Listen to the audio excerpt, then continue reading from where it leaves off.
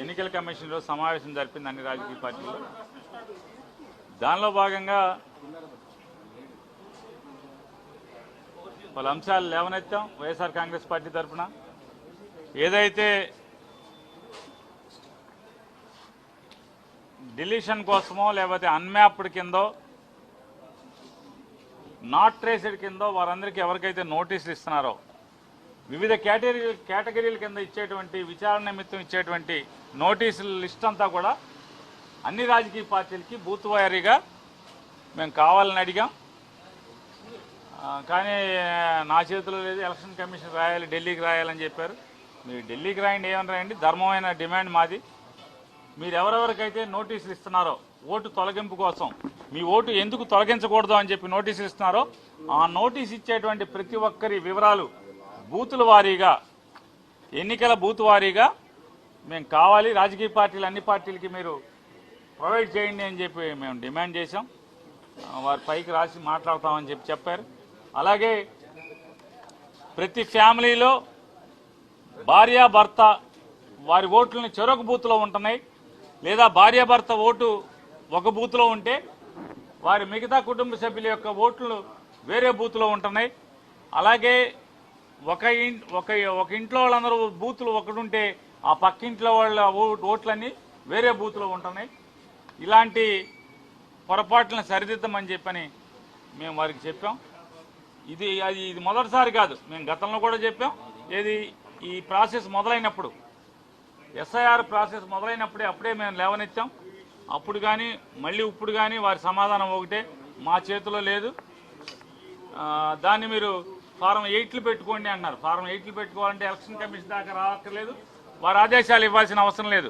ఎవరికాళ్ళు వ్యక్తిగతంగా వాళ్లే పెట్టుకుంటారు.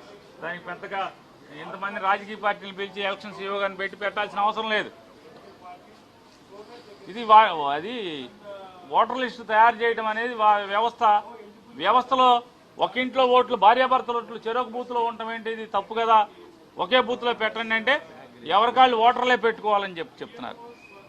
సవరణ పెట్టుకోవాలంటే ఓటర్లు అంటే ఓటర్లకి ఏం పాపం, లిస్టులు తయారు చేసేదేమో ఎన్నికల కమిషను, సవరణలేమో ఓటర్లు పెట్టుకోవాలండి. అలాగే ఒక బజార్లో ఒకే వీధిలో ఉన్నటువంటి ఓట్లు మరి ఒకే బూత్లో ఉండాల్సింది పోయి మరి రకరకాలుగా ఉంటాం. ఒకే పక్క బజార్లో ఓట్లన్నీ కూడా మళ్ళీ వేరే బూత్లో ఉంటాయి. ఇట్లా రకరకాలుగా ఉన్నాయి. అన్నీ సరి చేయమన్నాం, మేము సరి చేయలేమని చెప్పారు. మరి ఇది ఒక వింత దాన్ని ప్రాసెస్ లాగా కనపడుతుంది మనకి. ఈ ప్రక్రియ వింతగా ఉంది.